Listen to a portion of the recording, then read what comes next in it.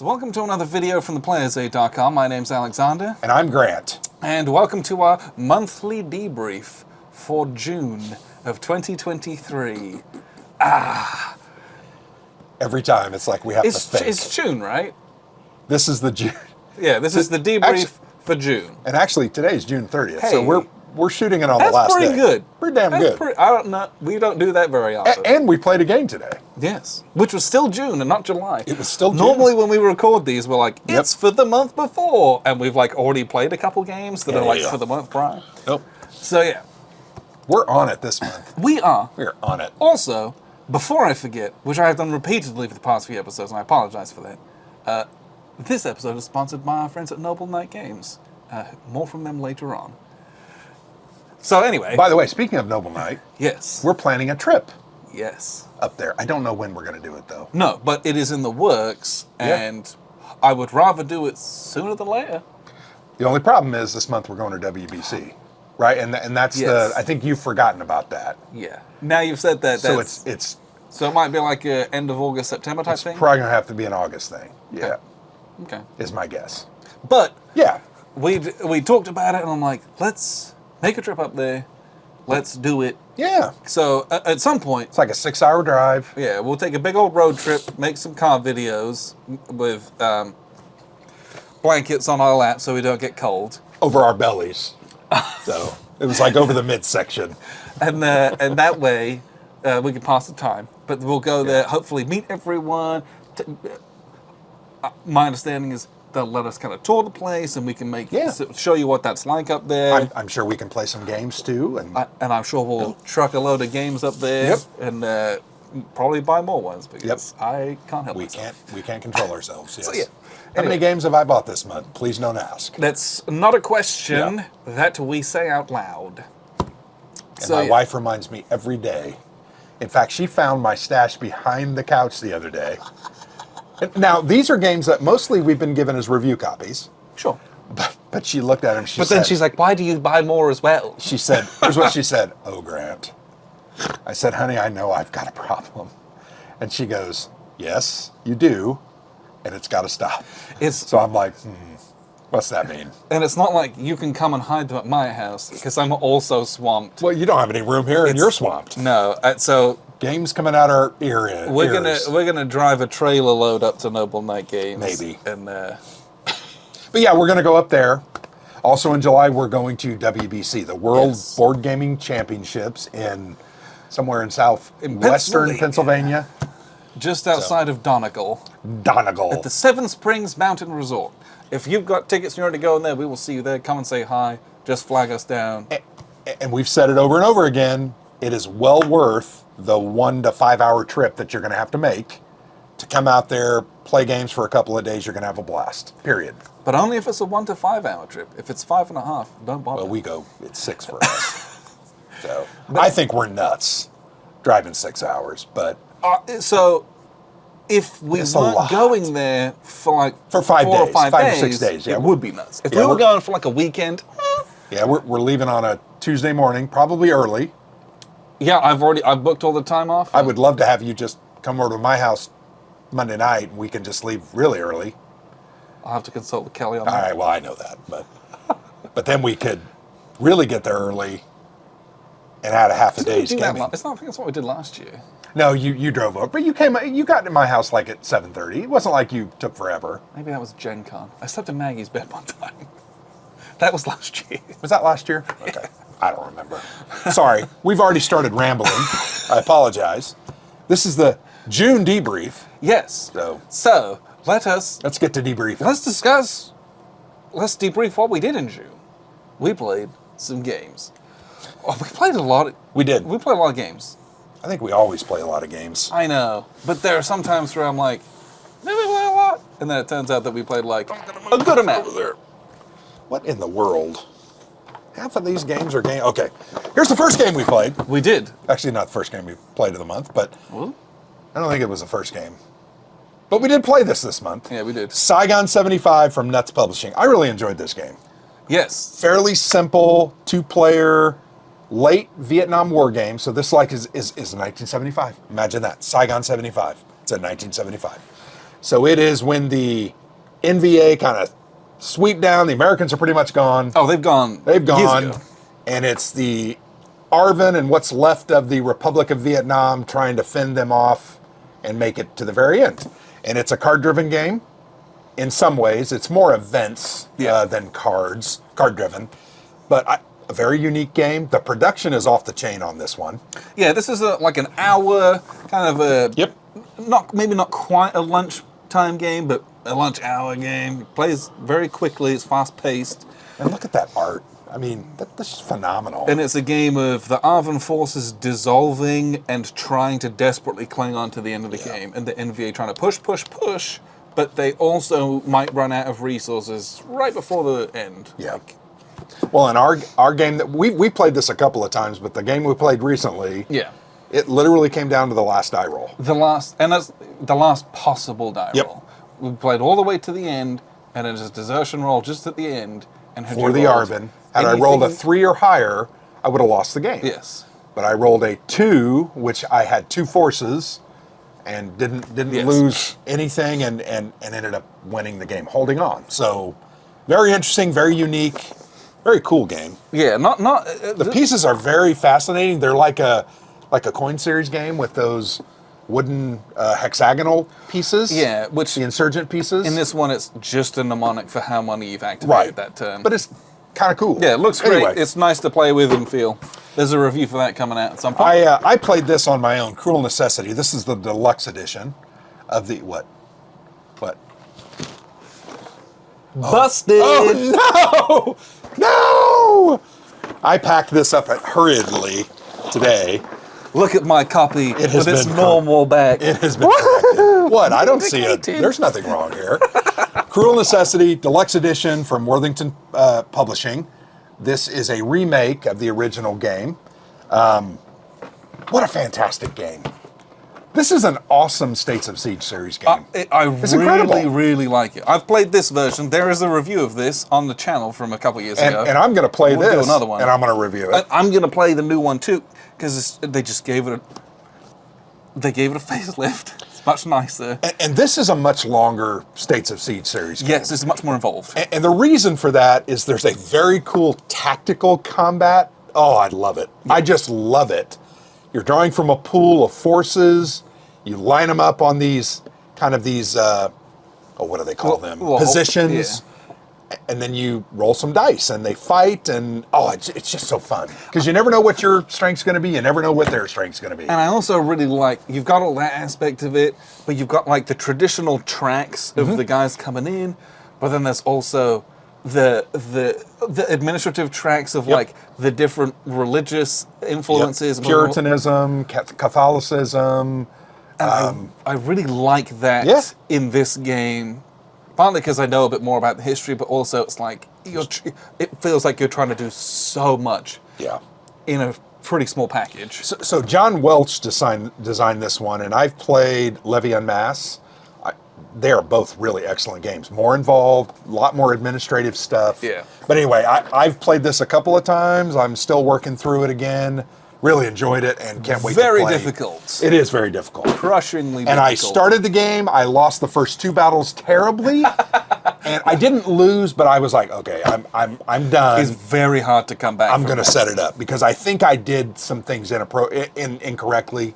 But anyway, I played that. I'm going to play that more next month. Why don't you grab some of the ones over here? So we have the first of our coin games of the month, and this is The British Way. I love that game. This is Baby Coin.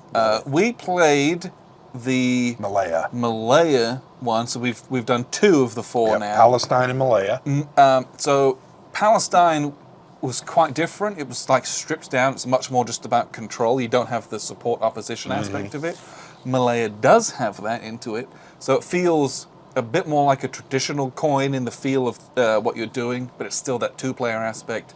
Ton of different events, and I feel like we were more practiced and nuanced about when to pass and when to block each other with things. Yeah. So I do feel like as we're progressing through this box, the games are getting like even better. As we're getting better at it. But along those same lines, I love that they're different enough that I I feel a little off kilter. Yes, yes. Like I feel like Palestine by the end of it, I was like, oh, I got this. And we started Malaya, and it's totally different. And each of them kind of have their, I want to call them their poison pill, where they're hard to use, these things. Like in the Malaya, it was was it New Village, or was it... What was it called? New Village? They were called like a new village or new settlement or something like that, where you resettle people. Utterly important for the government, for the British. And if you do not use those, you're going to get run off the board. Very quickly. And ultimately, I didn't use them. I didn't use them well enough, and I didn't understand how to use them, and you ran away with it. Well, and they're very nuanced. And they come to the point where it's almost impossible to use them as well. But I think in Palestine, was there the curfew that the British had to use to keep me out of cities? Yes, they can do that kind of thing. I really liked that one. So that's what I like about these. They're 4 different games. They're fairly unique. There are 2 games each that are similar, with some similar victory conditions, but they have some different elements. Yeah, so the next one, I think we're going to go to Kenya. Because we're doing them progressively, right? Yes. Timeline, chronologically. So Kenya also has the support opposition in it. And it has the new villages or relocations. And the last one is Cyprus, that goes back to the Palestine, where they don't have that kind of stuff in it. So if you want to jump into coin, I feel like the British way is going to be the perfect place for you. Especially if you only have 2 players. 2 players. They play in 90 minutes. It's 2 or 3 propaganda cards, and it's over. Right? I mean, it is over quick. I think the deck's at 18 cards. There you go. And so, yeah, if you've got 2 players, British way. If you've got 4 players, Cuba Libre. Ooh, yeah. I've tried to make it rhyme. But like, people ask, should I do this? If you've got 2 players and you want to learn coin, yes. Yeah. It's so fantastic. Good. We're going to play that again this month, too. There's just no way around it. Yeah. Because once again, 90 minutes. I can play it in 90 minutes. We set it up and we play it. Yeah, it's done. And it's done with, and I was like, yeah. I had the feeling of a coin game. Yeah, it was awesome. Really, really good.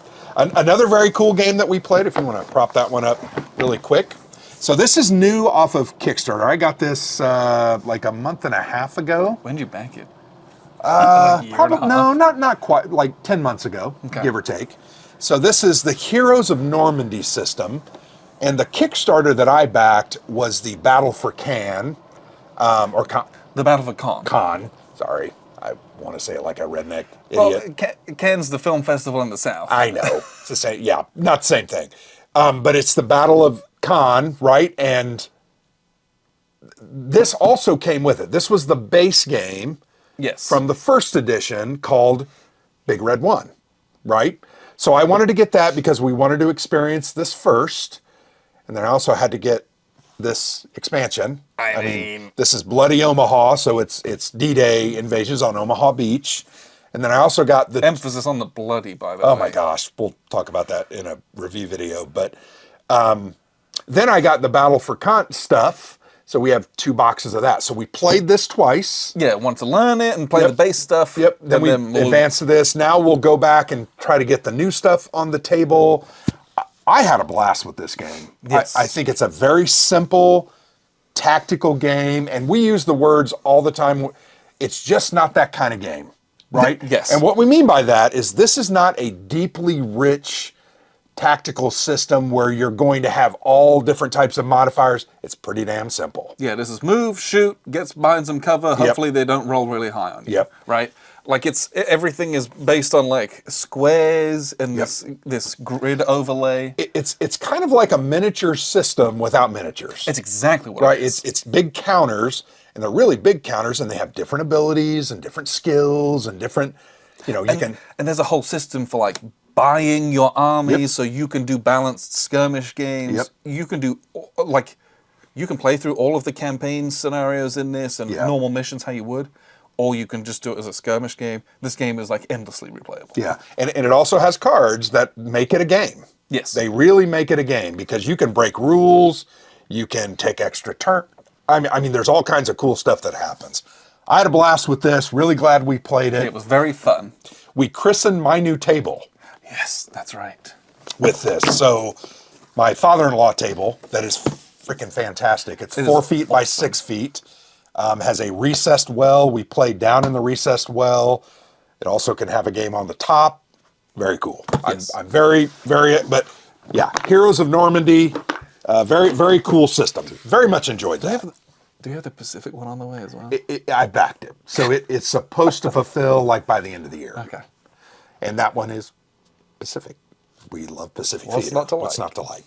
Bonsai charges and amphibious landings and all the good stuff. naval bombardment, everything else. So we then had some friends over. Okay.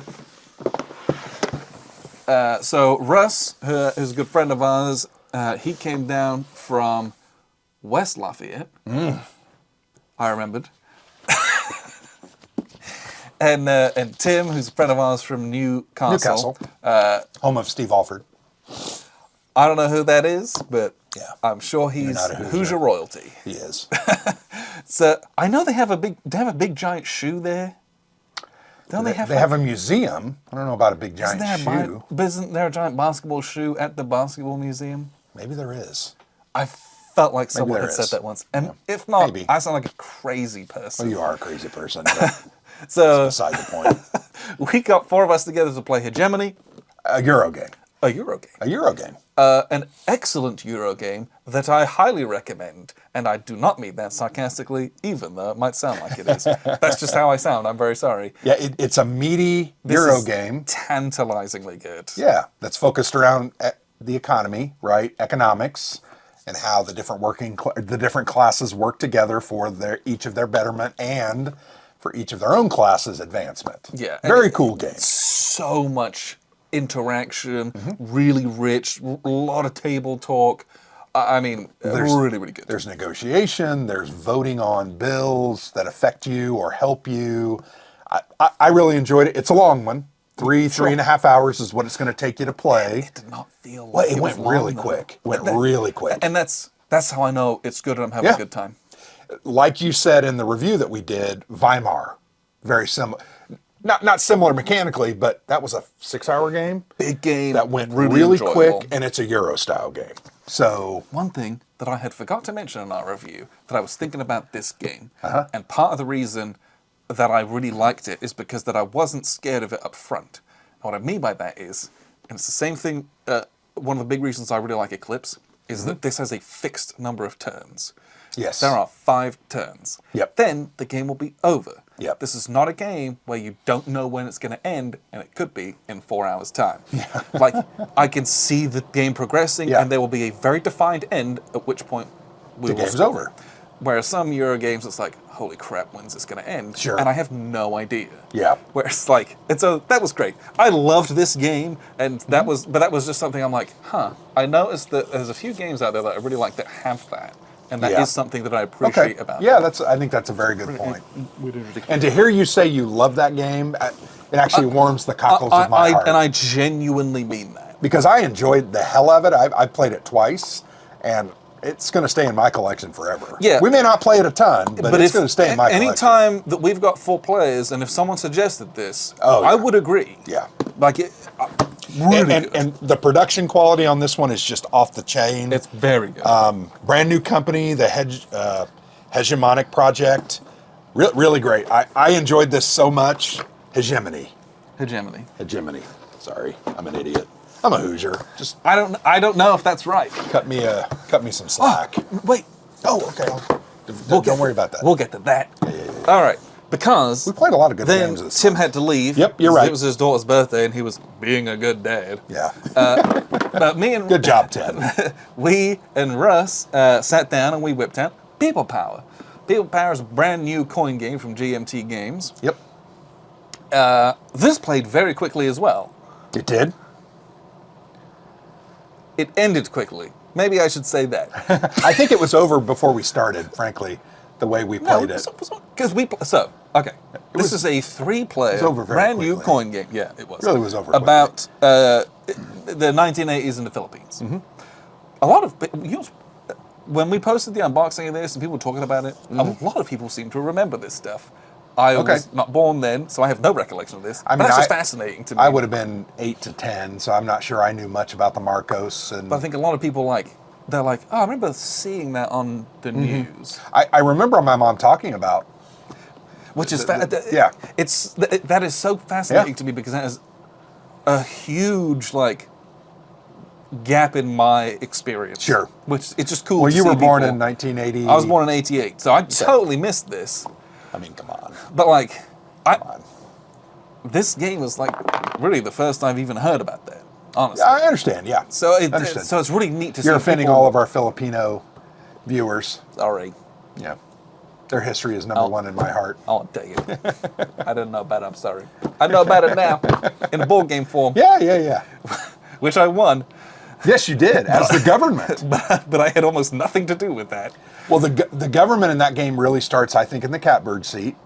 In the scenario we played. I'm not sure about the other scenario. So, we played the standard scenario. Yep. Which implies that that is the normal one that you should play. There is an extended scenario, which is 3 propaganda cards. This one was 2, although they're called election cards, not propaganda cards. Yes.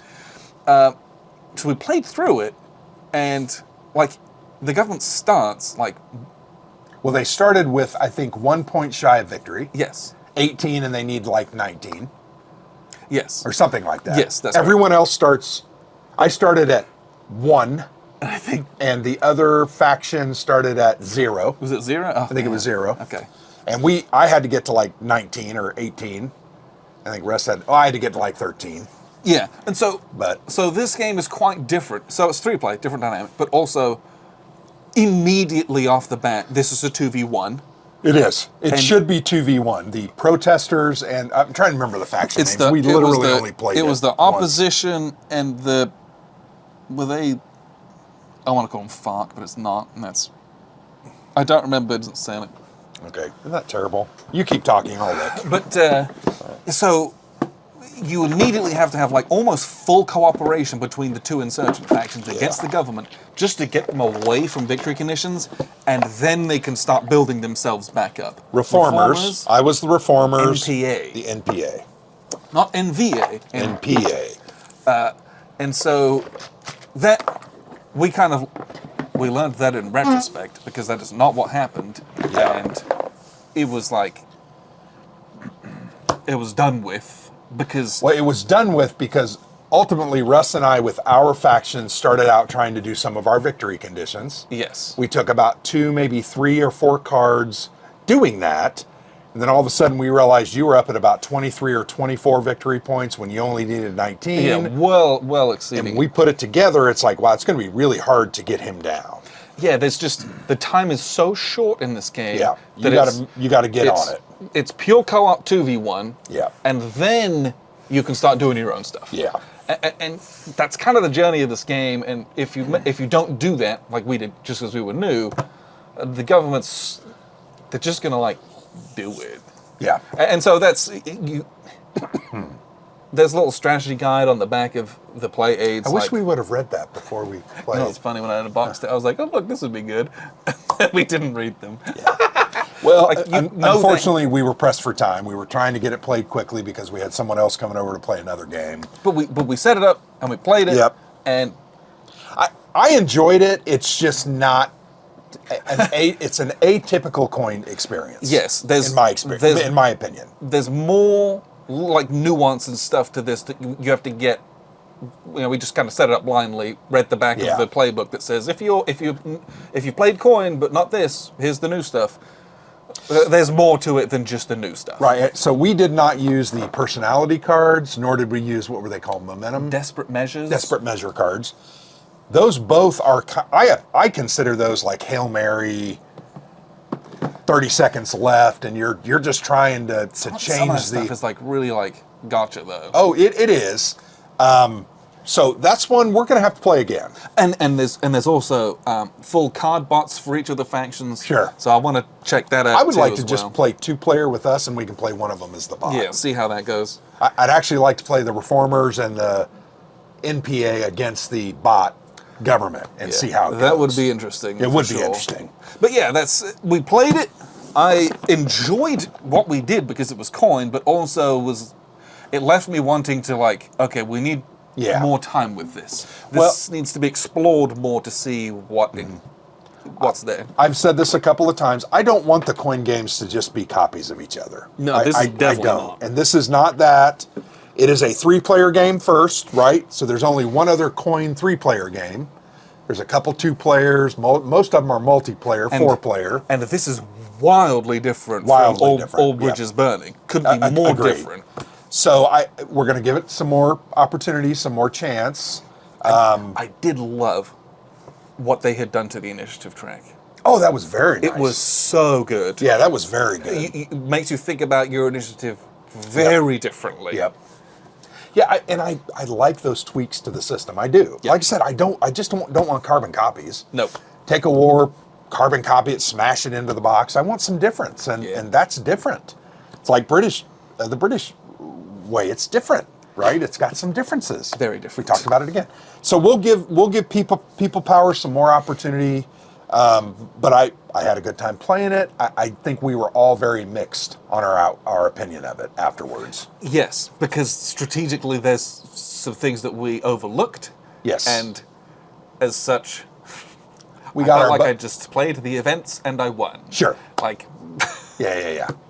I enjoyed the nonviolent protest or reformers. Yeah. Very interesting. They have totally different things to do, and that was interesting. And I loved seeing that because they have that in All Bridges Burning, although it's a little bit different how that works, turning guys on and off there. But then that's a big portion of Gandhi, and so seeing that in another setting, Yeah. I don't know, it was very cool. Is my mic on? Yes. Okay. Sorry. Is mine? It is. Yes.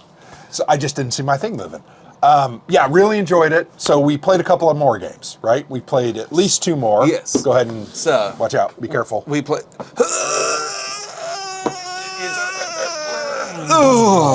And hernia. Yeah. So this is Mr. President. I've had a hernia before.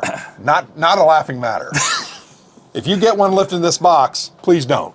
No. Just please don't. Also, like, don't order any games from Flying Pig Games because the same thing will happen it's the to same you. Those thing. games are massive. Yeah. So, Mr. President from GMT Games. This is a 4-inch box. This is a solitaire game. We played it cooperatively together. Which I would recommend.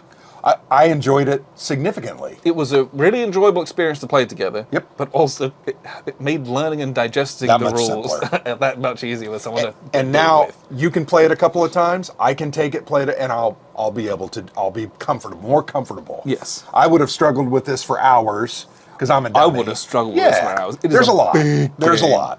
Like There's a lot. this is spatially massive. Yep. It takes up my whole table, and we still had no room for any of the play cards or books. It was kind of funny. We needed those choir stands so that we could put let's put this manual here, and let's put the But you ally need, like, book here, and let's 5 put of the. them. I know Yeah, it's crazy. It's a chart flipper, right? You're gonna go through these different books, and you're gonna roll some dice and use some modifiers, but there's a lot of meaty choices to this. Yeah, the chart flipping is for the AI. It and is. then I felt Yep. like we had a ton Decisions. of choice and decision space of Yep. what we needed to do. Yep. Almost too much. It was overwhelming at times. Well, we didn't really know what to do and how to do No, it. and they have like some good like players handbooks and like, hey, this is your first time, do this kind of Yeah. stuff. So they do a I decent did job like of that. that. That was cute. Hey, what are you going to do on your first? Hey, how about you move these military forces over to the South China Sea? Okay, we'll do that. But this is like the ultimate game of spinning plates. Yeah. It's a little bit Labyrinth. It's a little bit States of Siege. It's a little Yep. bit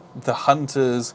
I mean, Well, I really, It's huge. it is huge. I liked it because it's like there's almost a feel of 2 or 3 different separate elements. You know, as the President of the United States, you're what do they say, the commander of the free world, the leader of the free world. I mean, so you're dealing with everything from your domestic agenda to working with developing your cabinet, working with Congress to get bills passed. That's kind of one area. Then you're working on the world stage. You know, you're doing some trade deals, and you're doing some anti-terrorism, and you're moving troops around, and even stamping out some terrorists and doing things like that. and then there's like the military-industrial complex research that Yep. you have to do. to build up your army There's, and your you know, navies and your men. And, And there's trying to like make sure that war doesn't break out Yeah. by like doing peace talks or like trying to sell issues or redress balances. Really And then interesting. all of like the geographical stuff. Mm-hmm. Like there's so much. in almost too much, but it is doable. I believe it's doable. We did it. It's long. And we played 4.5 hours, I think, and we Yes. got through 3/4 of 1 year. Yes. A normal, we did the sandbox game where you're playing 4 years. All you're trying to do is survive and then get reelected. The way you're going to get reelected is in the sandbox game, you don't have to get reelected. Okay, you don't have to get reelected. But you just don't have to get booted out. In all the other scenarios, you do, though. Got it. So I thought this was a great game. I had a great time with it. I want to play it some more, but I'm really glad that I experienced it. Yeah, it was, and this is also a game that has been in the works for like 10 years. Yeah. And so to see it come to fruition, congrats to Gene. I know he's been working on it for forever. Yeah. And we discovered there's some fun moments from Gene in this game. Sure. From like some of his asides and comments and some of the events. He's a San Francisco Giants fan. They show up in the game. He inserted that in there. They visited the White House. So you get to work on that. It's a big game and it's intense and it's enjoyable. My only problem with the game, we talked a lot about this. A lot of your rolls, you're rolling on a 10-sided die. It's so difficult. You're rolling on a 10-sided die. More often than not, you need a result of a 1, 2, maybe a 3. And you don't have a ton of modifiers. You might get 1. If you're lucky, you might get 2. And so it boils down to sometime you're going to fail 65, 70% of the time. And you will chuck so many dice in this game that the law of averages says that like you're going to fail a lot of rolls. Yes. And so That's the only thing I didn't like, but I do play a lot of solo games where you're rolling a lot of dice, and it doesn't necessarily bother me, because when you do roll that die roll, that's unthinkable that you would win it. You get the 1, and you're like, yay! And it's so great. But that's my only... I felt like the game was more purposeful, and then I was just rolling dice near the end. But once again, it was like... It's a solo game. You're just getting killed. Yeah, we got destroyed. But yes, so a lot to explore. Really and continue with this.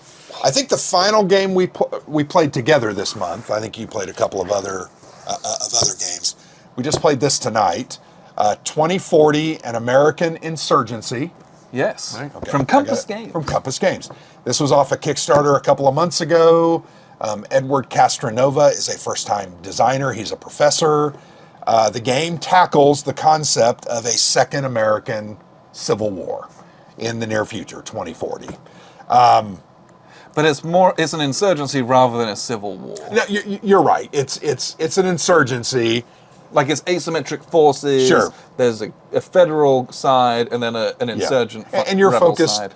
You're focused on unrest and changing the attitudes of cities. Yeah, and squashing them when they're out of control. The feds. Yeah, you're trying to get them to revolt or to order. Yeah, and there's a scale and there's stuff in between. That's what you're trying to do. Yeah, we did a full review on this, but there's a lot of unique and interesting mechanics like the social media track, the rebellion power track, how they work together. The little news cycle was really good. The news cycle's very interesting, how you got to manipulate that. But it's a card-driven game. It boils down to you're playing your cards for ops to take certain actions, move, attack, recruit, sow unrest, or you're taking events. And some of the events are really take that. Well, and it's a labyrinth style where Yep. I'm going to play stuff and it's going to trigger for you, and you're going to play stuff and it's going to trigger for me too. And there's no way to avoid that unless the conditions aren't met for those events to go off.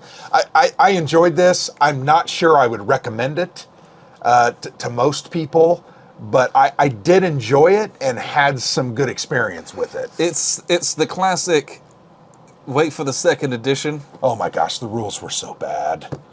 And I'm talking, guys, rules and player aid don't sync up. Like, if you don't have the sheet of errata in here... Which we had, but it was underneath the box and I didn't really focus on it. I mean, some of the stuff on there is like, what are we doing? Yeah. I feel like, I think my general statement in the review was, I wish they could have given this more time and attention, refined it more, maybe upgraded the components, and I'm talking about the art, and I think it would have been a better experience. Yeah, it feels like this went from in tray to out tray, and that's like all that happened. I'm not sure I'm going to be hunting this down to play it again. I might want to play it one more time, but I don't know. But anyway, that's 2040, an American Insurgency. Glad I played it. No doubt. Yes, it has been played.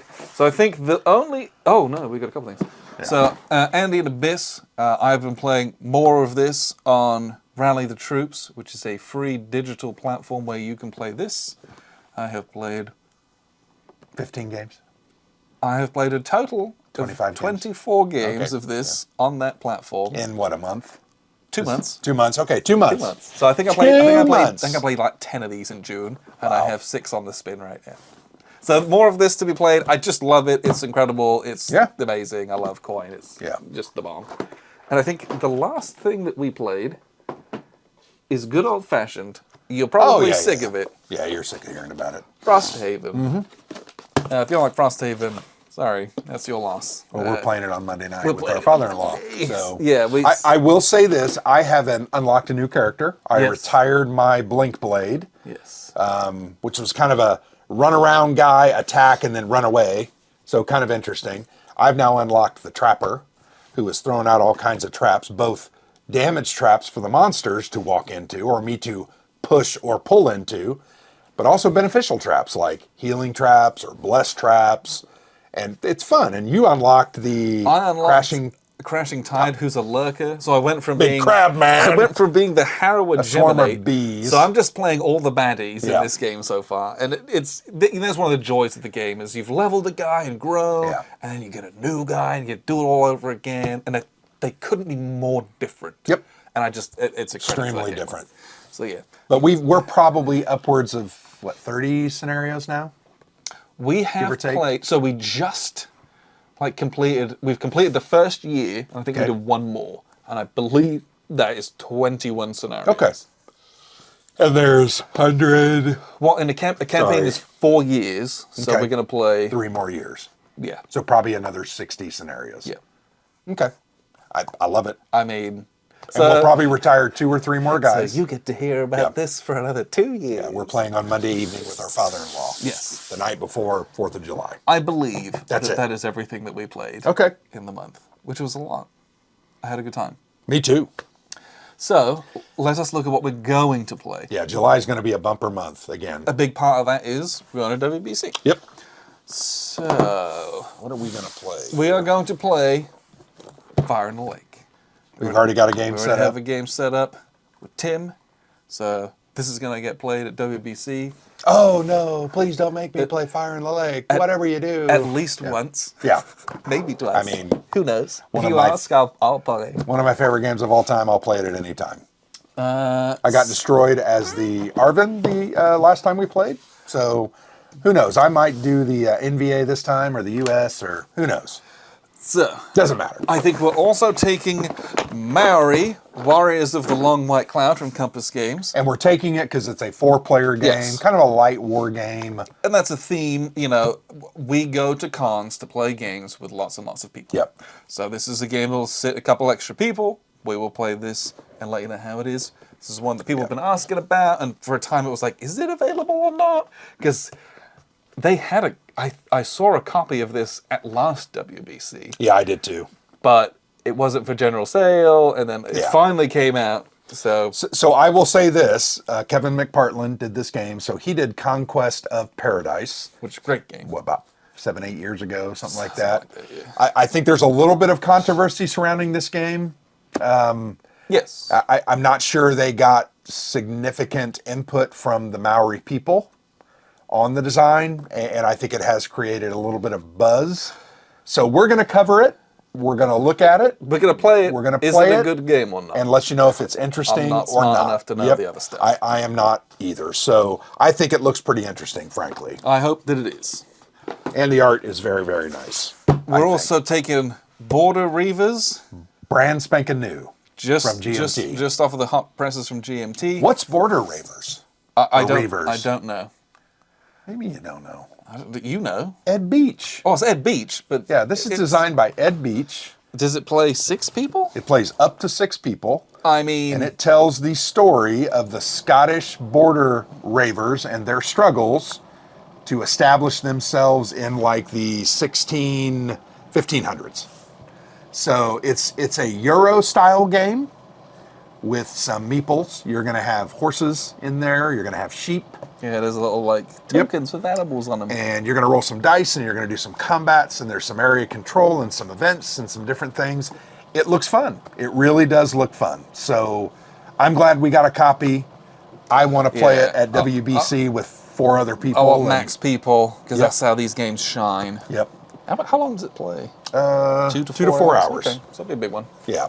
But I think it looks pretty good. Did you unbox this one yet? No. Okay. I'm gonna make sure I leave it for you. Did you unbox this one? No. Okay. I'll leave that one too. Sorry. So We're getting off topic. those are the ones that we're definitely taking to. I'm sure we'll take a bunch of others. Oh yeah, I've got what was the game? Pendragon. Yeah, we talked about Pendragon. I want to take Conquistadors Oh, that's right. from Compass Games about 3-4 years ago. It's basically a big multiplayer. I'll probably take the Thing, Infection. Oh, those. Yeah, we'll play plenty of games. Like it's just Again, I want to play games with lots of people, so we multiplayer take big multiplayer. games. We're not going to take 2-player games. We're going to take 3 to 5 player games and generally have a good time. speaking, that's what I like to do. Yeah, and we'll also do interviews with designers and All the usual. publishers, and we'll probably shoot 15 to 20 videos, a couple car videos, and a debrief, and we'll have a blast. You'll see a lot of new stuff from us when we're there. Upcoming stuff. Usually, like August and September is chock full of WBC content on the channel as well. So before we go, that's at the end of July. That was just at the top of the pile. Yeah. So we're gonna play. We got 3 weekends till we leave. So we got 1944 Race to the Rhine. D-Day to the Rhine. D-Day to the Rhine. Race to the Rhine is. That's that Euro game from Phalanx. Yeah. So. Sorry. Which I enjoyed. So this is from Worthington. 2-player game. So this uses the same system as 1944 Battle of the Bulge, which we really enjoyed. It's a great Dan way to get Forney's into the it. designer. We're a tough game as well. It was really Well, and it's a neat and unique hex encounter game. You've got some combat dice that are custom. Yep. You're literally rolling them, and you're going to hit. If it's an armor, it's like 1 or 2 of the symbols are hits on a 6-sider. Infantry, it's like 1. So it's a very tough game. And this one, they printed the back of the box upside down, so I don't know why they did that. Wow, this is amazing. Yeah, it's more of that system, and I really enjoyed that system. It plays in 2 hours. This is a much larger scale. I'm really interested to play it, because these Yeah. are really good to recommend for kind of newer players. It's very easy to get into. We really enjoyed the Battle of the Bulge one. I had a great time with that game. Yes. Then we also have the much talked about on this channel, but yet to get to the table. We've been saying we're going to play this Inferno. for months, and it's embarrassing. Hey man, it might happen this month. It's ready to go. It's clipped. It's ready to go. We just need to get it to the table. It looks great. Let's do it next week. It'll happen. Okay. So Inferno, it'll happen. Yeah. We Levy and Campaign Series Volume 3. We've played both the previous volumes and enjoyed them immensely. And then finally, The Russian Campaign. the Russian campaign. 2-player Fifth game. printing, right? 5th edition? Well, this is it? I think it's 5th edition, isn't it? Deluxe 5th edition, yeah. Yeah, there you go. This So, is all yeah. clipped and ready to go. I'm very excited organized. for this. I played the African campaign, Designer Signature Edition solo. Great system, very traditional. Like this game has been around for however long. GMT just kind of tidied it up, gave it 5th edition rules, and I'm ready to jump into this. I'm very excited about it. It's going to be a good one. Yep. I know a lot of people out there have played this in some edition or another and have very fond memories of it. Got it. I have had a resurgence in interest in the East Front. And I'm definitely looking forward to it. 2-mapper. Yeah. Big game. Yep. What's the dates on it? That's a great question. I'm not sure. June 1941. How long does it go to? I think ultimately it's like 20-some turns, but there are different scenarios. No, yeah, it's the whole... Yeah, it's like the whole It thing. goes to 9. Okay. Yep. Good to know. Yeah. Yeah. I look Anyway. forward to this one. Yep. Good. Supposedly Excellent war game. the definitive edition, right? Supposedly. I hope so. Yeah. So I think that's everything That we're planning that to we play. there's like, I'm sure there'll be a billion games that we'll play at WBC. but Sure. Some of those, who knows what they're going to be. Yeah. But yes, all in all, I'm looking forward to what we've got getting played. I think we've got a nice It's going to be a busy month. variety of different types of games going on as well. Yep. So I think for Kickstarter stuff, Yep. I'm sure there's a bunch on there, but we had the 2040 Fulfill that showed up. We had Heroes of Normandy show up. So it's always fun. We talk about Kickstarters a lot of like, hey, what's out there in the wargame world? Sometimes they show up on our door and it's really nice. Sure. Sometimes I get them fulfilled. And it's like, yes. Yeah. So I do know Fort Circle's new game, The Halls of Montezuma, is currently on Kickstarter. I think it ends on the 5th or 6th of July, so not much more time. A new one coming from Dan Verson Games, the next volume of the Field Commander series, is Field Commander Robert E. Lee from the Civil War. So it is going to Kickstarter July 1st, tomorrow. I have an interview with Vince Cooper, the designer, posting next week on the blog. I've played Field Commander Alexander and Rommel and enjoyed both of them. You've played Napoleon. Which is very good, and I think you would like it. Okay, have you played the Nimitz one? We have that, but we haven't played it. No, I have not played it yet. So I know that's coming up. That's a big one. The other new Kickstarter that I know about that I don't have much information on it, is Crisis 1914 from Worthington Publishing. It is a game about the happenings of the start of World War I. So it's designed by Maurice Suckling. Okay. And it looks really interesting. It's supposed to be mid to late July. So is it like a war game? Or is it more like a political game of things that happen? I think it's the political game in the lead up to it. But don't quote me on that. But yeah, that looks really good. So those are kind of the Kickstarters that I'm aware of. There's a lot of pre-order games that are coming up, a lot of great looking games. So check out my War Game Watch, which we'll post next week. Okay. So I think that's all the Kickstarters that we really know about. So at this point, we will have a wonderful word from our sponsor, Noble Knight Games.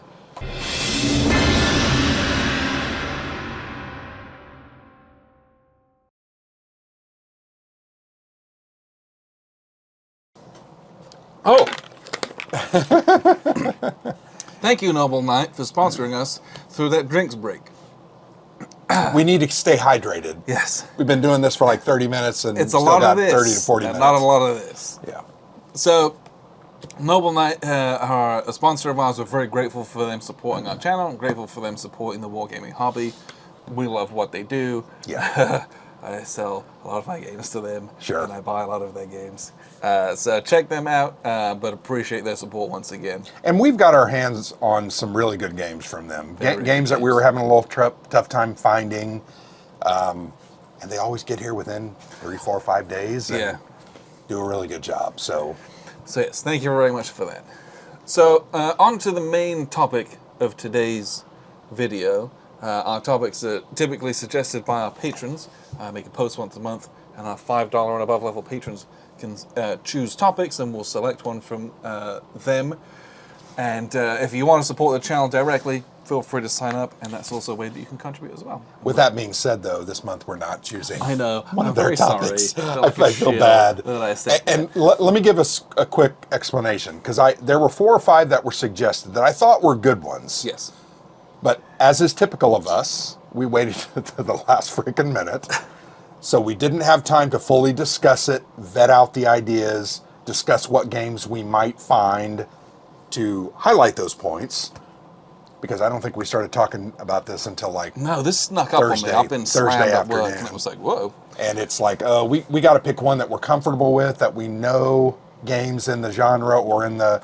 Yes. To illustrate the point, and we chose that topic based on lack of time, frankly. Yes. So the ones that were suggested were good. We need to give those a little more thought. Yes.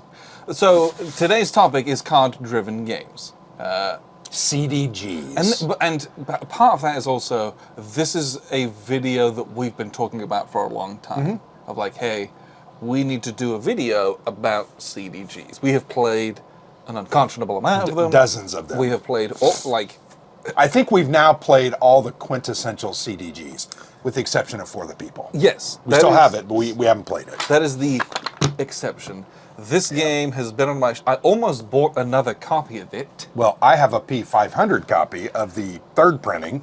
So, For the People is... Because I'm an idiot. I think this was like one of the very first ones. Probably, yeah. And so, it's kind of almost a crime that we haven't played it. We've played pretty much everything else. Yeah. So, just know that going into this, For the People, what was the previous name for this? Didn't it have a previous name? And it was by Avalon. We the People. Didn't We the People become Washington's War? I think it did. That's the one You that are changed correct. the name. You are correct. You are correct, Was sir. that the first one? I am thinking yes. Yes. Correct us if we're wrong. And I get We the People and For the People mixed up all the time, and that's why I thought that. Yeah, Okay. right. Get Washington's War out. Get Very first. Washington's I War think this was out. kind of one of the first, what we consider true modern CDGs. What is wrong with that? It's all the cards inside. That's okay. Yeah, I forgot. Ooh, box part. This needed a 2-inch box. All of GMT's games all need card-driven games. 2-inch boxes, at least. Especially with a mounted map. And this is not a 2-inch box. It's a 1-inch box. This is a 2-inch box. Oh, I'm It sorry. needs a 3-inch It's a 3-inch. What am I? I'm an idiot. But yeah, Washington's War. So, like you said, We the People. So originally, the original card-driven game, We the People, has become Washington's War, right? Yes. That is correct. Okay, I want to make sure before I sound like a total. No. You're correct. That's Okay. absolutely correct. All right. So this is kind of like the original. This is where kind of that whole thing started. I love this game. It was very fun. I love this game. I love it. Yeah, and I'm not like a massive American Revolution fan, I am. but this was an enjoyable game to play. I wasn't on the losing side. What, you're moving? Sure. Yeah. We kicked your asses. Frankly. You gonna edit that out? No. Okay. No, that's staying in. Okay. So, this is... It says Washington's War. This is not a war game. It is not. And if you play it like a war game, good day to you, sir. You will lose. You will lose. This is an area control game, area of influence game. You're moving your guys around and you're dropping your political control, and you're trying to do that to gain control of areas and score. Yep. That's how you win the game. If you It has this very cool little control chart. Yes. And you have to have, like, I think it's 8 of the 13 boxes to win the game or something like that. And if you go Very around cool. doing wars, you're not doing your political control and you will lose.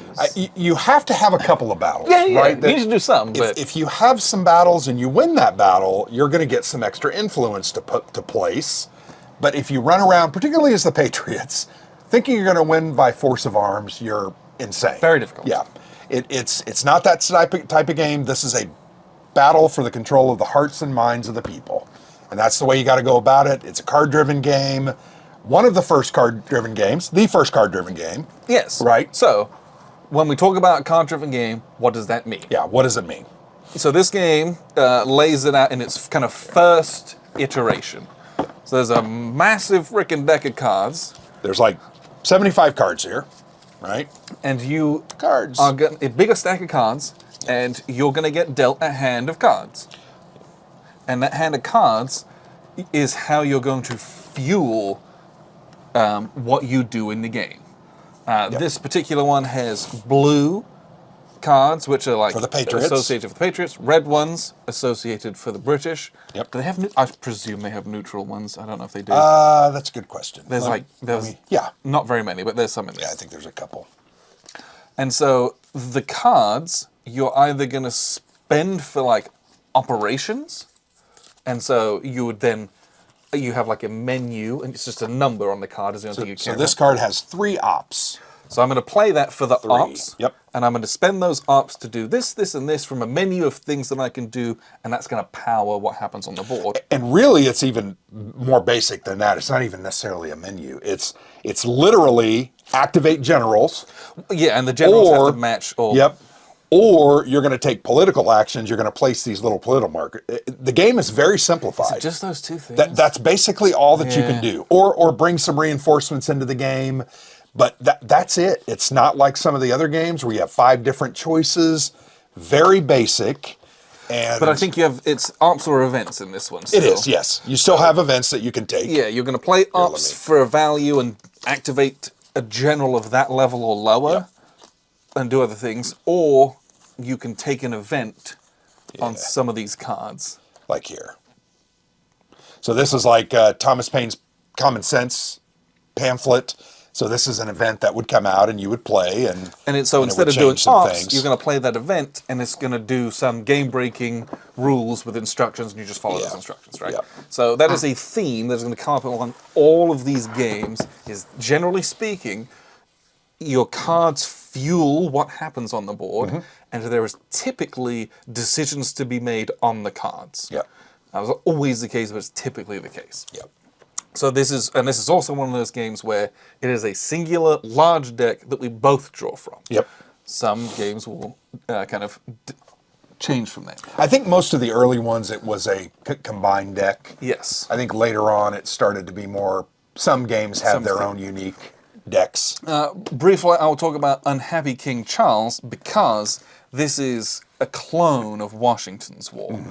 This one has the box the wrong way round on it, but this is the English Civil War, but the rules are very similar. The card play is the same.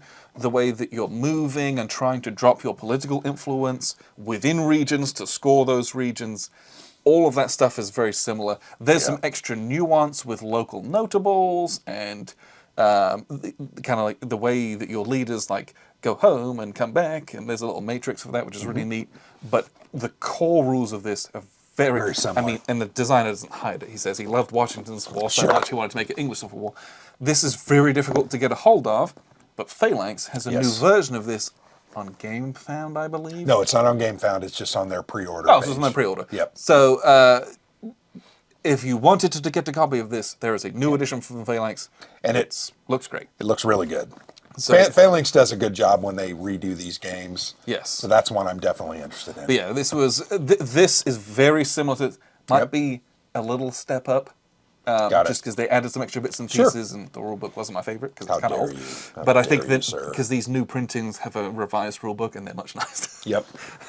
But yeah, the very similar and style game. Yep. Washington's War is a great entry to card-driven games. Well, mainly because it was the first of the genre.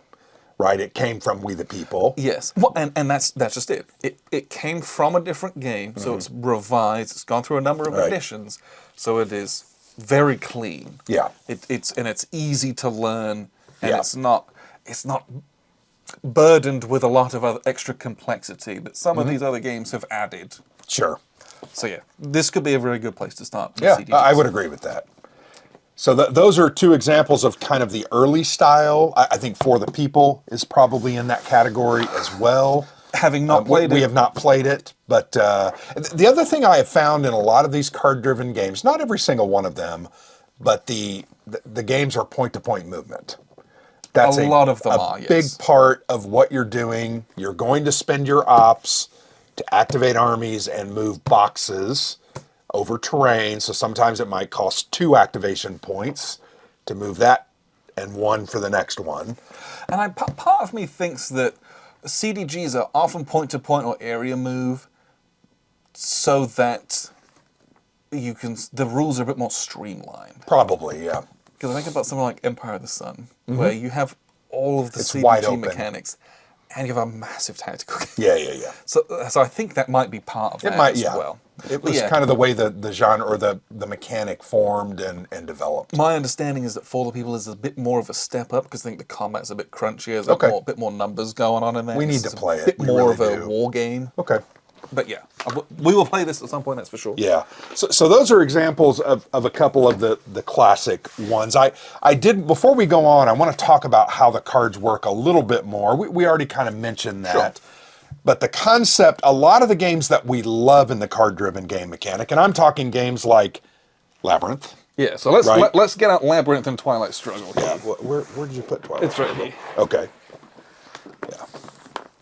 And we're not probably going to cover every game on the table, but one of the things I really love about the card-driven game mechanic is the concept of hand management. Yes. You are given a certain number of cards, 6, 7, maybe 8 cards. Those can fluctuate depending on where your resource levels are or how many...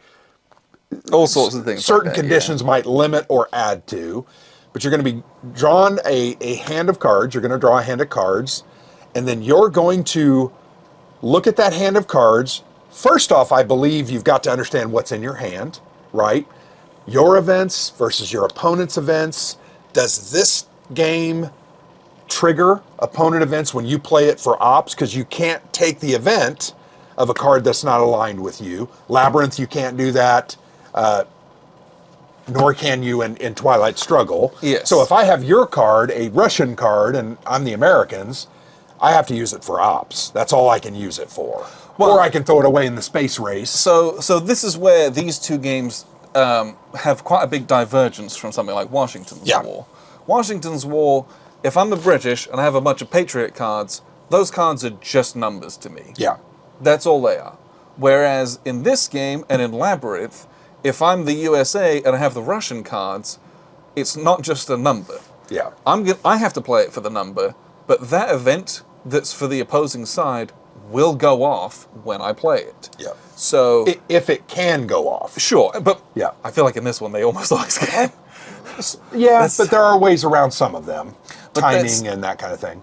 So that's what these games add onto kind of that core Washington's War system. Yeah. Apart from, there's a whole other mess of mechanics in the game itself, but from a card-driven standpoint, you add a whole layer of extra thinking about your management. Yeah. It's not just, okay, I need this card to activate this general because the numbers match, or I need this many ops to put out this many PCs because that's what I need to do. Yeah. Yeah, I have to do all that, but I also have to consider, okay, what does the text on every card say so that I can play this so it hurts me the least? Yeah, you got to minimize the damage that you're going to self-inflict. Yes. From using your opponent's card for the ops and them triggering that event. And that's one of my favorite things about these games. When I draw my hand, and I'm the Americans in Twilight Struggle, and I have a handful of red, the first words out of my mouth are not pleasant, right? Makes you sick. Makes you sick. But I've got to suck it up because I can't get rid of those. I can get rid of one through the space race. You dump it in the space race. And I think you can always carry, in Twilight Struggle, you can always carry one card over, I believe. I can't remember in Labyrinth. Labyrinth, no. Okay, so you got to play out. But you can carry over, I think, a card in... I feel like that is probably true. I think it is. See, we've played so many, sometimes they run together. And we haven't played TS in a while. In a long time. But it's that concept of I'm going to study the board state, and I'm going to understand, okay, this Russian card cannot be triggered because he doesn't control whatever, Nairobi, right? So I can play that card with impunity and not worry about it. But I better play it quickly. Yes. Because he could use one of his cards. He doesn't know what I've got in my hand. But you could play a card that ultimately allows you to take Nairobi, and all of a sudden I'm like, oh crap, now that card's going to trigger. So you've got to prioritize those. You've almost got to say, okay, this is the worst possible outcome card. The conditions aren't met. I better play this number one because I want to get it the freak out of my hand. But I also love the concept of then trying to minimize, okay, this one is definitely going off. When do I want to play that? Do I want to play that my third or fourth card? Also, I believe in Twilight Struggle, you can choose, the player can choose, does the event go off first, or do they use their ops first? And Labyrinth is the same as well. Yeah. So sometimes you can use those ops to manipulate the board state so that the event either isn't as bad as it could have been or doesn't go off. Yeah, or at worst, you let them do the event and then you just use your ops to clean up what they did. So I love that aspect of it. To me, that concept of trying to minimize that damage is really phenomenal. It engages me and makes me that much more interested. Also desperately needs a 2 and 3-inch bars. Yeah. And even you have aren't these the, is that the turn 0 cards? I think this is the turn 0 stuff. Okay, yeah. Anyway, love that concept, the hand management, when to play those, the timing, and then ultimately you do have to have some objectives that you're going for. I want to get that country turned good in Labyrinth so that I can work on this country, or I want to protect that country because nukes are out and I don't want the jihadists to get them. I just love that concept about the card-driven game mechanic. Agreed. The other thing I would say about the card-driven game mechanic that I really enjoy and get into is the concept of integrating historical events into the game. Yes. Labyrinth is fantastic at this, right? So is Twilight Struggle, but Labyrinth, specifically in their couple of expansions, Yes. Arab Spring or The Awakening, is what Awakening, that one was yep. called, and then the Forever War, that followed like headlines in the past couple of years and implemented those into the game. Yeah, and it's much. We'll talk about Labyrinth in that way because it's also much more granular. Yeah. Like it's not just these broad sweeps of some historical thing that someone's heard of from a It's book. a specific person, specific event. And you know all this stuff if you've watched any amount of news. Yeah. Especially in the expansions, where it's just like, oh yeah, I remember that. Like I remember that Yeah. very explicitly, and Yep. And so it's. This is a great example to highlight that aspect. Although I love that, that's one of the things I love about card-driven games. If you can give me a nice historical picture and then the event and what happened about it, and then some flavor text at the bottom with some history. Yep. I learn as I'm playing. That is like, the peak for me. And it can sometimes look a little bit crammed on the card, but I love that the mechanical aspect of cards allows me to put learning right in front of my face. Yeah. I think that is something that CDGs can do very well. Yeah. I think that's a credit. To me, the CDG mechanic creates a nice framework for designers to be able to integrate actual real-world events directly into the game. And to bring them to the fore. Yeah. Because all those things exist in other games, but they're just like abstracted into the actual game. Right. Whereas here it's like, hey, this thing that happened is happening now, and that's what it did. Yep. That's a really neat thing to see in a game. Yeah, for sure. So let's go to the next set of games where we kind of talk about that concept. So I think Empire of the Sun is very good at that. Paths of Glory is very good at that. So Paths of Glory is, we're going to talk about a couple different things here. So both of these have the backs of the boxes upside down. Yeah, terrible. Why do you do that? All right, let's move on. It doesn't bother me that much. It's just fun at this point. But both of these have a ton of historical events. Oh, yeah. What you also get into, so Paths of Glory, this is where we start to get into another level of deviation, though. Because Paths of Glory has separate decks for the players. Yeah. Unique And- decks, right? Yes, so they're not drawing from one big deck like you are in Labyrinth and Twilight Struggle. Let's open that in just real quick. So yeah, there's a blue deck, And which there's I think is the Entente. yes, and there's an allied deck. Yep. Or isn't that the Central This Powers? is allied, and that's Okay. Central Powers. Sorry. Oops. So you have that. So we both have asymmetric decks now. Yep.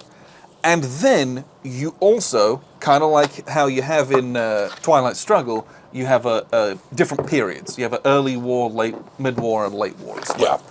Yeah. So Labyrinth doesn't have that, it's just one big old deck. Yeah. But this is another different iteration of card-driven, where it's like, hey, we got separate decks now. And so Ted Race, the designer, can now play with those decks more freely and balance those within themselves against another deck, Yeah. instead of having a massive stack of 120 cards That and come up you randomly. might just get hosed Yep. in this half of the deck and the game's over. Yeah. It's, you can play with it differently. This game is also, I think I would say this game has a lot more structure to it with how you can implement your cards. Yes, it does. So like you can't play like two different types after each other for like reinforcements, and like, you can only play like one reinforcements card, and there's a little matrix menu, and you're like, I have done this, and then I have done this, and if this one follows this, then I cannot do this. So like this has a lot more structure to it, because whilst a lot of these other games feel quite sandboxy, and CDGs are really good at that, this one, he tried to follow much more of like a story, and like the actual history of World War One. Hence the seeded decks, and then the bit more structure about how and when you play. But in this one, because they're separate decks, you don't play opponents' events, for example. So this was quite different from that standpoint. I think the real major difference here with Empire of the Sun, with the exception, I mean, this game is huge, right? It covers the this is nuts. entire Pacific theater, land battles, naval battles, everything. But it has a very defined tactical system. Yes. Right? You're fighting battles with some complicated calculations and rolling D10s and surprise and intercept. it takes the card-driven game mechanic and makes it a lot more like a war game. I think both of these actually do that. Yeah, so this is a full-blown hex encounter war game. It is, yeah. With a card-driven engine behind Yes, it. yeah. So, like, this is a big game. Yeah. And the other thing about this is that not only do you have ops and you have events, your cards do a lot more in here as well. Mm-hmm. So you have, like, your intelligence rating in them, which you're going to use for surprise attacks or not. It has... Do you have your cards in another box? Yes, I do. Okay, the forget cards it. are I not was going in to... there. They should be kicking around right here somewhere. Yeah. Nice sign by Mark Herman, by the way. Yeah, they do a lot more. And when you look at the cards... Here, let's see. It's upside down. I will hold up the back of the box. This is what a card looks like. And so there's like a little symbol down here. This is the ops value. And then there's all these extra values up here. It tells you what type of card it is. And then there's an event as well. So they just have more layers in this of what the cards tell you. These, I believe, are I think, the deeper end of the pool in the CDG genre. They are fantastic games. They are a lot more war game-like. Yes. Whereas something like Washington's War is not necessarily directly a war game. It's a war game, but not in the same way. Yeah, this is here's my hexes and counters, and here's my force ratios, and we're chucking dice with modifiers. Whereas opposed to Twilight Struggle, and even 1960, The Making of the President, there are no units in there. It's about influence, right? It's about, in Twilight Struggle, it's influence for control. Here, it's influence for votes. Yes. And it's just a different focus, but that shows, once again, I think, the depth of the mechanic, how it can tackle different subjects. This is a freaking election game. Yes. Right? It's very different than Empire of the Sun. Something like Votes for Women is akin to this. Yes. Has a lot of different mechanics, but it's a game that's designed to show not battle on the battlefield, but battle on the ideological... In a different arena. Yeah. And does it well. And I'd love to see that. A game like The Shores of Tripoli also it's more of a war game than, say, 1960, but it also has some political, mechanical differences than even these war games.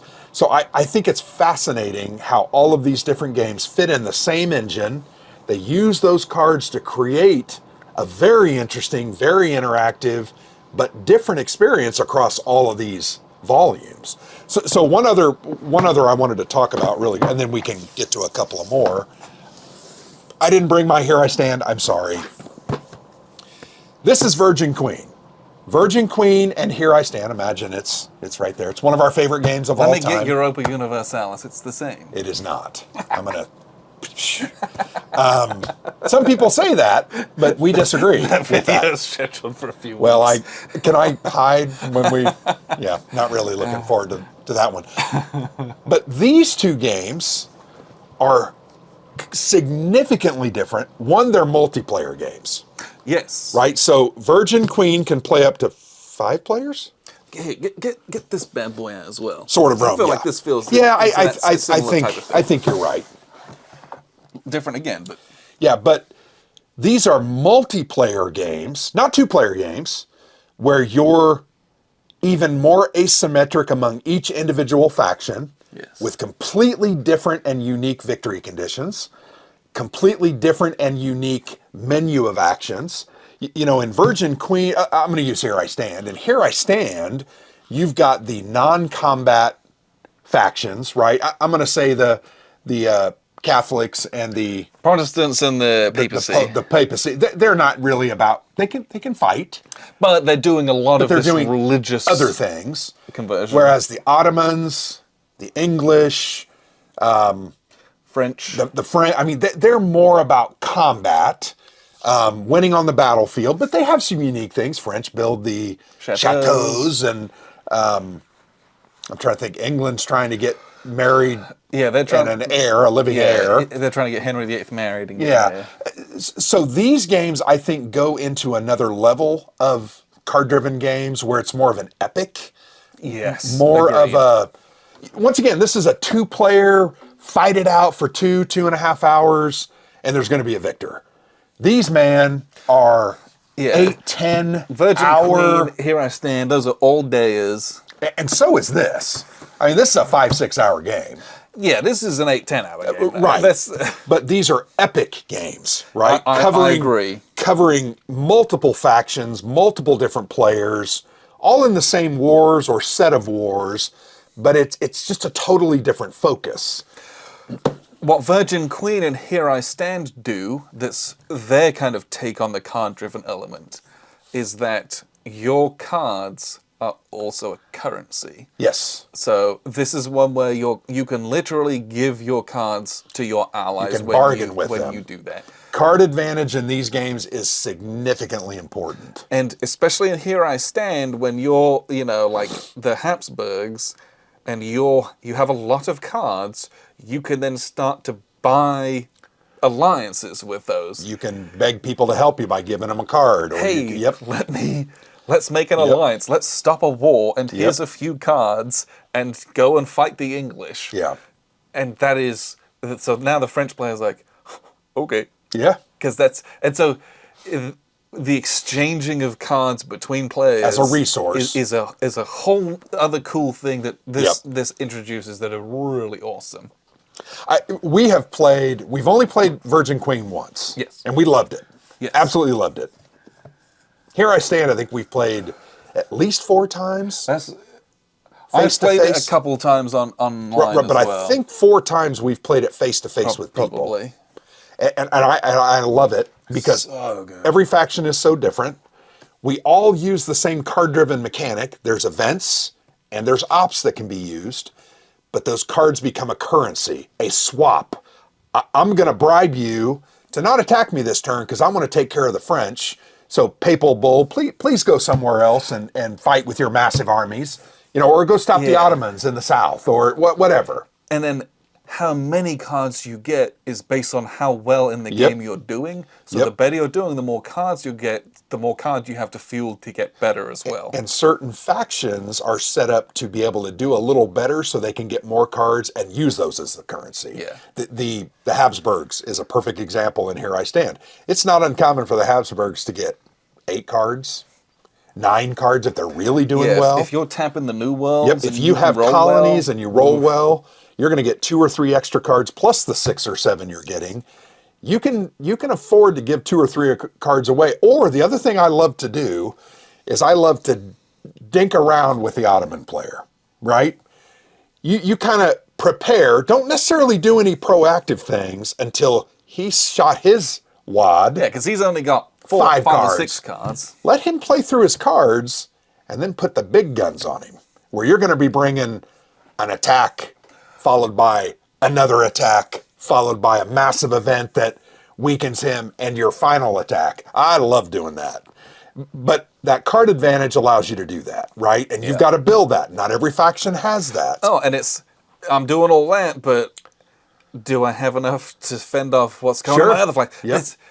These are tantalizingly good for all of that stuff. And they just use the card-driven mechanic as a currency that's so different from the other ones. And this one is also big and sweeping. We've only played it once, and we had a blast. I loved every minute of it. Style of game.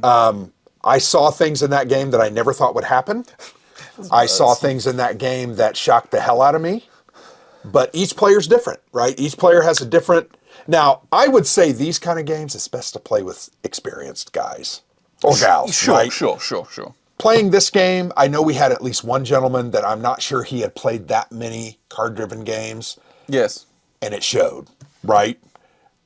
I felt like I was running roughshod on people. Yes. Because I'm aggressive, but I know what to do. A few of us were new in that, and we had also made tactical errors. Sure. Because you haven't seen the board, and you're you don't understand. I want to do this, and you don't, and then things can spiral. Yeah. So this is a game where everyone has their own deck that is unique. Yes. Everyone has their own faction that is wildly different. This is a game of exceptions. Yes. Everyone is totally different and can do totally different things and wins totally differently. And when you act on them, they say, but. But the card-driven mechanic in this is very similar to something like Washington's War, in that you have your little ops, and that allows you to activate a level of a general to move around on the board. When was this published?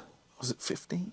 No, That's maybe something I should have done. It won the 2004 So, CSR. I mean, this was in 02, 03, right? But this particular printing... Oh, yeah, this is like later, the right? third printing.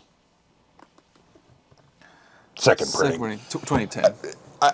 It's interesting. I think we might have been served well to have done a little research on the years, some of these games. Probably. Because I think this was 06. Is that when Virgin Queen was? 05, 06? Originally... I'm struggling to see dates. This says 2012, but this is again okay, that's a reprint, second edition. Yeah, 2012 it says. Maybe it did come out in 2012. But the original Here I Stand is old. Yeah, but it's interesting to see. You know, this one is in, what did we say, 03? 04. So, 04 to 2012, 8 years, not a significant time, but probably 8 or 10 card-driven games that had an opportunity to flesh out the system. Wilderness War, I think this was in 2012, I want to say. 2015? Well, this was the second edition, Sure. because this is the second or third printing. My guess is this was about 2012 too. And I think these feel similar. I feel like this shares some similarities in its production and its thesis to something like Here I Stand. Yeah. And then they moved on to this, where this is... A little bit different. The cards function the same way as Here I Stand, but the game itself does a whole lot of other different stuff too. Well, I think the final thing I want to look at, we have talked a lot about GMT games because GMT Games specializes in the card-driven game. They pioneered a lot of them. They pioneered the series. They made the most of them, and I think some of the best ones have come from them. And we've got one of the classics, right? But we've got others that we love. Let's just show all three of these at the same time. These two are from Compass, right? This is a newer one. I think this was 2017, 2018. Yes, and I've got Prelude to Revolution on the shelf as well, same system. So Prelude to Rebellion. So this is a look at the Canadian kind of revolution up there. It's the prelude to them campaigning for their independence. Yeah, 1830 to 1837, 1834 to 37. Very cool card-driven game with a lot of additional, I think, groundbreaking mechanics with the way you use ops and cards, and you put some points into a pool. Very fascinating game. I loved this game. This was really good. Yeah, we had a grand time. I have very high hopes for Prelude to Revolution because this game was excellent. But I think that's a very modern. Now, Europe in Turmoil from Compass. This was put out in 2018, I think. Yep, 2018. This is a clone of Twilight Struggle. Wasn't it a clone of 1989? No, it's Twilight Struggle. Okay. They added some elements from 1989 with some focus on the different iconography. But it really focused on Twilight Struggle. It mimicked a lot, rather than the space race, it's like the arms race here. But this was a really good game. It was very enjoyable. I struggled with this one because I think this is one that you're going to have to play 3 or 4 times to really get. Because I thought it was very deep in its strategy and the way it works. Because it's the prelude to World War I. Yep. So you do all this stuff, and then you resolve, like, the outbreak of war, and then what happens. And that has so many knock-on effects for scoring at the end of the game. Yeah. That it was like, we kind of got there and then did a bunch of stuff, and it was like, oh, that's how that works, yeah. So, like, and there's only so much of that you can kind of glean from the rules. Yeah. Of like, hey, this game state when war broke out. Sure. What happened? And so this is going to reward multiple plays. The other thing I really enjoyed about this one is it did use a lot more iconography, and it made you think a lot more about the cards that you had, and there was another deck of cards. I'm trying to remember what those were called. I was hoping I would remember. I don't remember offhand. But this one I thought takes Twilight Struggle, kind of jumbles it around, and spits out a unique and different creation that I think is very, very good. Yes. And then probably the last one we're going to talk about, Richard III. My gosh, what a game. Yes. This one is much less of a CDG. So Colombia, they're known for block war games, and this is one of them. It comes in a little pizza box. Yeah. But specifically Richard III is card driven. You have a hand of cards and you're going to play them for a number of ops, and that's, blocks that you can activate. What you don't have is that you don't have like a choice between ops and events. Some of them have events on them, but it's like you have to use these APs to do this thing. Yeah. So you don't have as much choice in the cards, and the cards are little tiny little things, and they have pointy corners.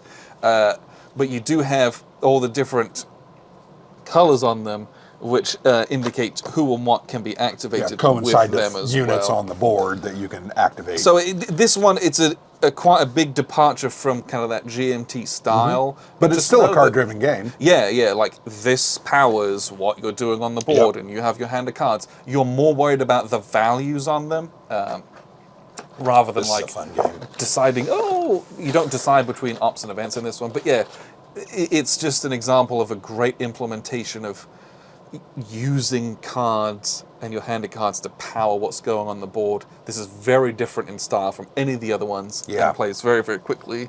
And lastly, a game that I had forgotten about is 13 Days, a little micro CDG. This plays in 45 minutes or less. This is like Twilight Struggle mini, so to speak. Little small board, you can play this anywhere. And this is the cool thing about this one, is that you're going to play your cards back and forth to alter influence in areas or these different tracks, but you're also prepping for the crisis at the end. And so in Twilight Struggle, I ditch a card into the space race to move up on the space race track. No one cares. In this one, I ditch a card into the crisis so I don't have to play the event for my opponent. Well, that's going to come back and bite you. Yeah. In this game, the ones that you tuck away and don't use, you want them to be your good ones. And because you're going to reveal these crises at the end, and your values and what you've got is going to influence how many points you get at the end. Yeah. And so that's this different little take on like, I got these good cards, but I can't use them because I need them for later. And that was a really neat little twist on it. And sometimes the CDG can be small. Yeah, it's a different twist on that hand management. Yeah. And Fort Sumter is a game by Mark Herman. I'm not sure I would call that a card-driven game. It uses some of the mechanics. Yeah, didn't they call it something like... I can't remember, but it kind of is derived from 13 Days. We've also played 13 Minutes, which is a look at the Cuban Missile Crisis as well. And that's a card game. But it's interesting and unique. Yes, not a card-driven game, that's a card game. Well, it's a little like a card-driven game. Anyway, this is a great game. I'm glad you remembered it because I kind of forgot it. I played this with my wife and she loved it. We played it 2 or 3 times and she loved it. She liked it more than Fort Sumter, but she does like Fort Sumter a lot. So there is a billion CDGs out there that we didn't talk about. I've got a shelf full of them that I could have brought. And there's like amazing ones. We didn't really talk about 1989. That game's incredible. Oh yeah, love that game. I should have brought that one. But there's so many out there. Don't you have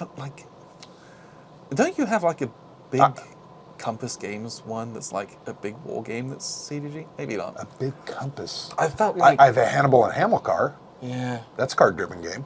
Okay. I have the one by Thunderworks game, the Russian Revolution. What's that game called? You used it in your video from cover to cover. That is called I'm trying to remember what Dual Powers Revolution. That's a card-driven game, for sure. Yeah, we've played a bunch, and there's like... Compass games. I have a big Compass game. Isn't it like Downfall of the Reich or something like that? Wasn't that a CDG? It might not. We never played it. It's not a CDG. Okay. No. For some reason in my brain, I thought it was a CDG. No. I have a lot of them, though. I mean, I have a lot of the ones you have and have my own. And there's a lot in the works. And I think that part of that is that when you have a CDG, you already have the core engine for your game. Yeah. And it's making that work. You don't have to like reinvent the wheel to make your game work because you already have that drive in it as well. I think the very last thing I wanted to comment on, because you might notice we didn't talk about any coin series games. We didn't talk about a game like Combat Commander that uses cards in a similar way. Or even like Commands and Colors. Those I think are card assisted games. Yes. they're cards that are used maybe for just events or just activations. They're not necessarily card driven and used the way these in the way that like used. this is a card driven game. You would like that's when we talk about card driven games. I think we are talking about a specific mechanic type of Yes, yeah. yeah. So just understand, a game like Combat Commander that uses cards, and uses cards in a very novel and interesting way, is not a card-driven game. It's different. Yeah, and it might give you a lot of the same feeling Yeah. as like I feel the same card angst as I'm trying to Oh, manage absolutely. my hand Love that as I game. do in Twilight Struggle. Yep. But the way that those cards function is a little bit different, and they're like multi-use and all this stuff, totally different stuff. I mean, Yeah. there's so many games out there that use cards in a novel way, but traditional CDGs, as we've kind of looked at them today, there's also a ton more out there and Yeah. lots to explore. So let us know what your favorite CDGs are. Well, and real quickly, I think my 3 favorite CDGs, Here I Stand, Empire of the Sun, and Labyrinth. I think those are my 3 that I would say. And I would put Labyrinth in the number 1 spot. I would say Labyrinth, and I would say Here I Stand. Oh, man. There's some good ones. It's hard. And I would maybe say, oh gosh, that's tough because I love Paths of Glory. That was I do so too. good. And I love Twilight Empire of the Struggle. Sun's incredible. Yep. Twilight Struggle's incredible. That's a tough one. It is. I'm going to say my top 2 is Labyrinth All right. and Here I Stand too. You're chickening out. I'm going to chicken out on that one. All right.